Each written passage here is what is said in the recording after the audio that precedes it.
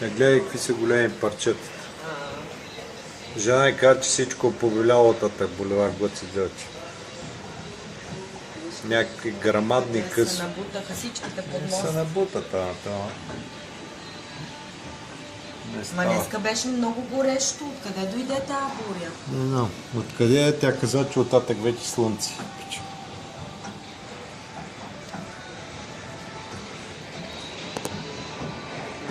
Не е нормално тази работа.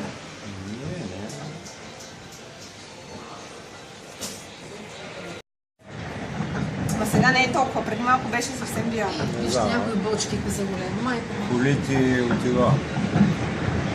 Гледай късно. А решете лична.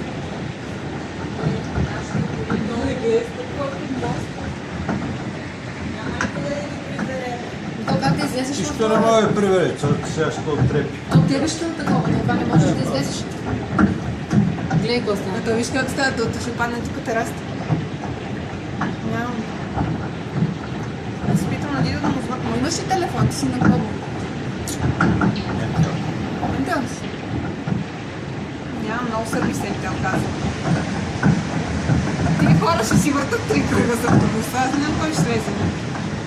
Да, трябва да работи някой да след в рейса.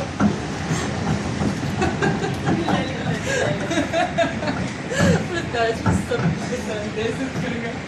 Какво да бъдеш? Ще слез ти! Че най-тежко е в Красно село. Там е... Красно село всичко. Сега си говорих с това за страху.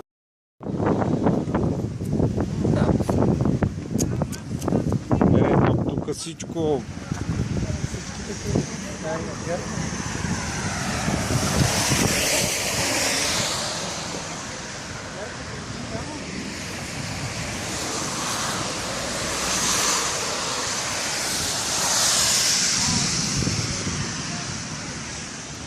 Макерка няма. Само е това не знам какво е там. Има. Тук, ама...